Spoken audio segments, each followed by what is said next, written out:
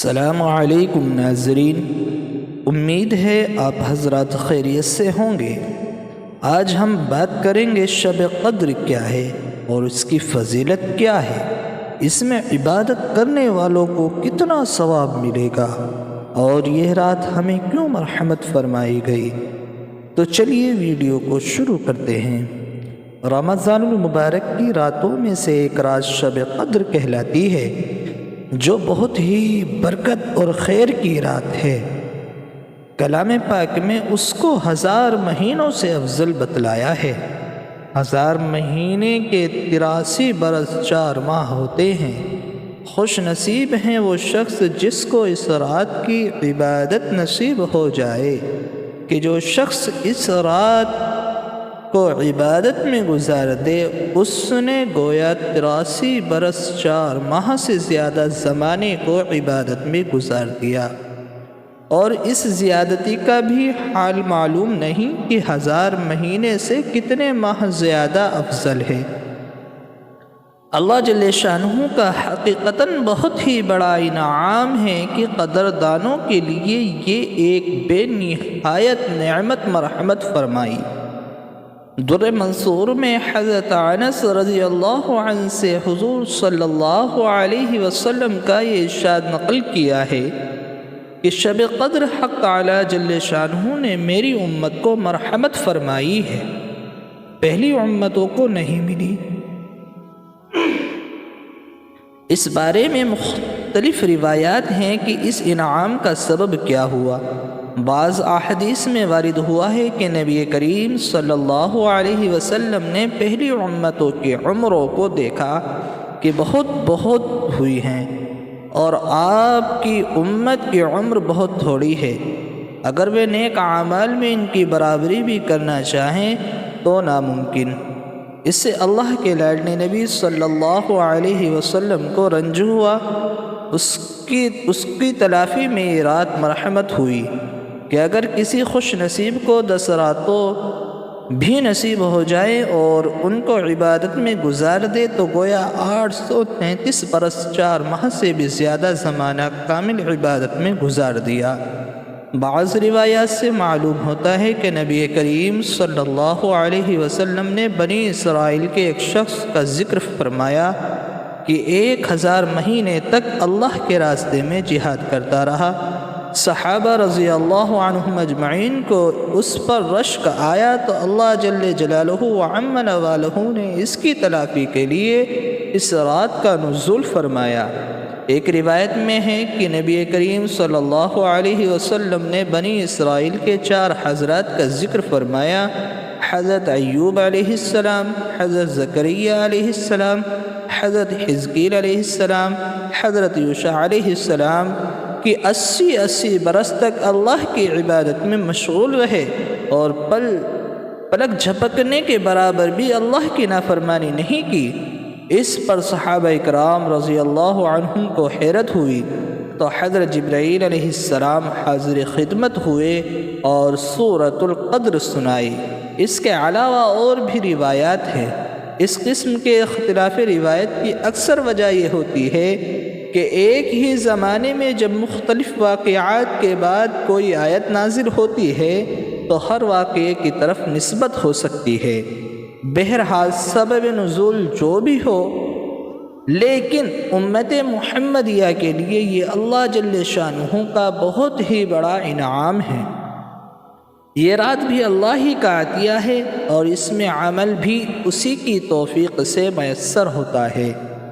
کس قدر قابل رشک ہیں وہ مشائخ جو فرماتے ہیں کہ بلوغ کے بعد سے مجھ سے شب قدر کی عبادت کبھی فوت نہیں ہوئی۔ قرآن پاک لوح محفوظ سے آسمان دنیا پر اسی رات میں اترا ہے۔ یہی ایک بات اس رات کی فضیلت کے لیے کافی تھی کہ قرآن جیسی عظمت والی چیز اس میں نازل ہوئی۔ اس میں اور بھی بہت سے برکات و فضائل شامل ہو گئے ہوں۔ آپ کو کچھ معلوم بھی ہے کہ شب قدر کیسی بڑی چیز ہے، یعنی اس رات کی بڑائی اور فضیلت کا آپ کو علم بھی ہے کہ کتنی خوبیاں اور کس قدر فضائل اس میں ہیں۔ اس کے بعد چند فضائل کا ذکر فرماتے ہیں۔ شب قدر 1000 مہینوں سے بہتر ہے، یعنی 1000 مہینے تک عبادت کرنے کا جس قدر ثواب ہے اس سے زیادہ شب قدر میں عبادت کرنے کا ثواب ہے۔ نبی کریم صلی اللہ علیہ وسلم کا ارشاد ہے کہ جو شخص لیلۃ القدر میں ایمان کے ساتھ اور ثواب کی نیت سے عبادت کے لیے کھڑا ہو، اس کے پچھلے تمام گناہ معاف کر دیے جاتے ہیں۔ کھڑا ہونے کا مطلب یہ ہے کہ نماز پڑھے، اور اسی حکم میں یہ بھی ہے کہ کسی اور عبادت، تلاوت اور ذکر وغیرہ میں مشغول ہو، اور ثواب کی امید رکھنے کا مطلب یہ ہے کہ ریاکاری وغیرہ کسی بدنیتی سے کھڑا نہ ہو، بلکہ اخلاص کے ساتھ محض اللہ کی رضا اور ثواب کے حصول کی نیت سے کھڑا ہو۔ خطابی رحمۃ اللہ علیہ کہتے ہیں کہ اس کا مطلب یہ ہے کہ ثواب کا یقین کر کے بشاشت قلب سے کھڑا ہو، بوجھ سمجھ کر بد دلی کے ساتھ نہیں، اور کھلی ہوئی بات ہے کہ جس قدر ثواب کا یقین اور اعتقاد زیادہ ہوگا اتنا ہی عبادت میں مشقت کا برداشت کرنا سہل ہوگا۔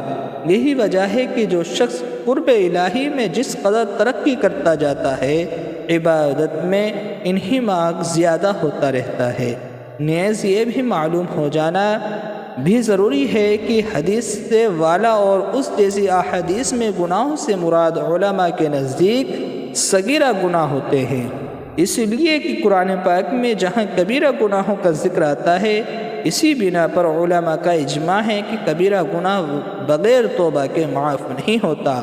بس جہاں احادیث میں گناہوں کے معاف ہونے کا ذکر آتا ہے، علماء اس کو صغائر کے ساتھ مقید فرمایا کرتے ہیں۔ اول تو یہ کہ مسلمان کی شان یہ ہے ہی نہیں کہ اس کے ذمے کبیرہ گناہ ہوں، کیونکہ جب کبیرہ گناہ اس سے صادر ہو جاتا ہے تو مسلمان کی اصل شان یہ ہے کہ اس کو اس وقت تک چین ہی نہ آئے جب تک کہ اس گناہ سے توبہ نہ کر لے۔ دوسری وجہ یہ ہے کہ جب اس قسم کے موقع ہوتے ہیں، مثلا لیلۃ القدر ہی میں جب کوئی شخص امید و ثواب عبادت کرتا ہے تو اپنی بدعملیوں پر ندامت اس کے لیے لازم ہے اور ہو ہی جاتی ہے، اس لیے توبہ کا تحقق خود بخود ہو ہی جاتا ہے کہ توبہ کی حقیقت گزشتہ پر ندامت اور آئندہ نہ کرنے کا عزم ہے۔ لہٰذا اگر کوئی شخص کبائر کا مرتکب بھی ہو تو اس کے لیے ضروری ہے کہ لیلۃ القدر ہو یا کوئی اور اجابت کا موقع ہو، اپنی بدعمالیوں سے سچے دل سے پختگی کے ساتھ دل و زبان سے توبہ بھی کر لے، تاکہ اللہ کی رحمت کاملہ متوجہ ہو اور صغیرہ کبائر سب طرح کے گناہ معاف ہو جائیں اور یاد آ جائیں تو اس سیاہ کار کو بھی اپنی مخلصانہ دعاؤں میں یاد فرما لینا۔ آمین۔